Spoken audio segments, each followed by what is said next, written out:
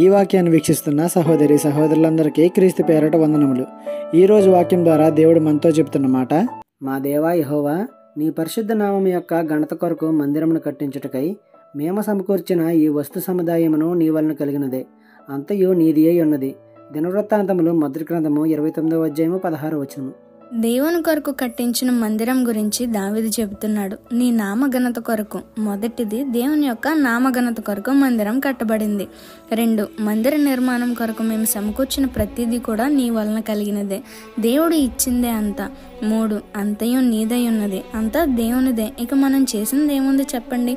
మందిర నిర్మాణాలు జరిగేటప్పుడు దేవునిది దేవునికి ఇవ్వడానికి ఏడ్చేవారు కొందరైతే, దేవునిది దేవునికి ఇచ్చి మాదే ఇదంతా అని తమని తాము హెచ్చించుకునేవారు మరికొందరు. ఒకరిని చూసి ఒకరు వాతలు పెట్టుకునేవారు ఇంకొందరు. ఇది మంచి పద్ధతేనా? ఆలోచించండి. ఈ లోకంలో ఏది మనది కాదు, ప్రతిదీ దేవుడు అనుగ్రహించబట్టే ఇప్పుడు మనం అనుభవిస్తున్నాం. ఈ సంగతిని మర్చిపోకండి. ఈ చిన్న సువార్త పరిచర్యలో మీ సహోదరులు. God bless you. ఆమేన్.